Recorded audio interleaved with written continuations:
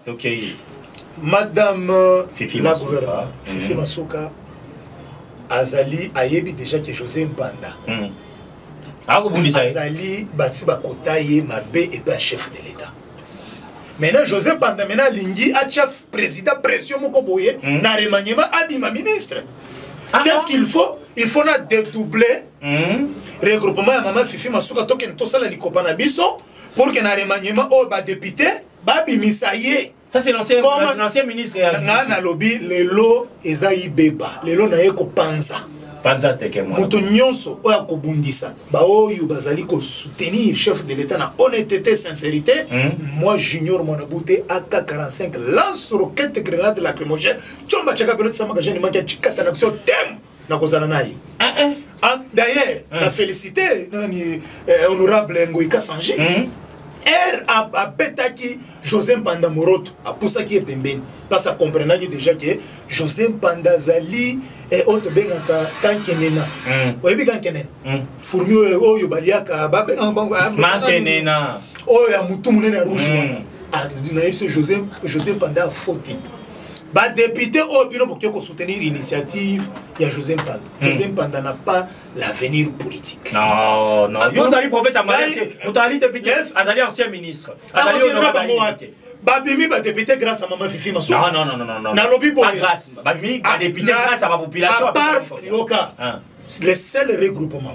Oyo vraiment et chaki ba candidat na ba moyen nyonso. Ya ko sala campagne. Et ça dit regroupement Maman Fifi Masuka. Et si moi je t'ai dit, d'ailleurs, nous avons regretté. Non, il est PSP na okaki. Na lobby boye. De comme Moïse na banda ko yebisa yo. Ba candidat ya regroupement ya Maman Fifi Masuka.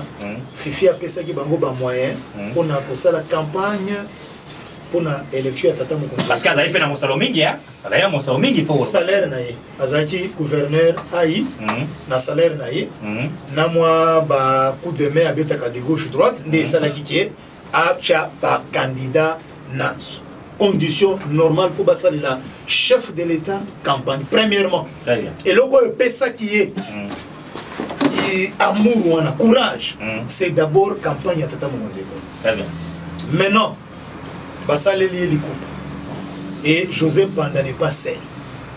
Dès la koye bisa ba député boye, ba o bino boza kolanda José Mpanda et consort. Bazali na esika moko bako kiendete. C'est le moment. Les autres députés, maman azalaka na motema ya bo mama. Très bien. Profitez bosenga ye bolimbisi bozonga place bouta. Nzete o matelaki. Kaka nde yango nde kokitisa yo. Très bien. Alors vous devez tirer très attention parce que agenda caché il y a José Mpanda boyebi yango te. Boyebi yango te. José Mpanda zalaki na Ngoïka Sanji a trahir. José Mpanda zalaki na mutute a trahir. Lelo oyo akeli suko trahir Maman Fifi Masuka. Mais est-ce que c'est de la trahison ou bien moto amoni azali libre? La pensée, azali libre politique. Le problème c'est quoi? C'est parce que remaniement est allé koya. Très bien. Et José Mpanda aza assoiffé na pouvoir.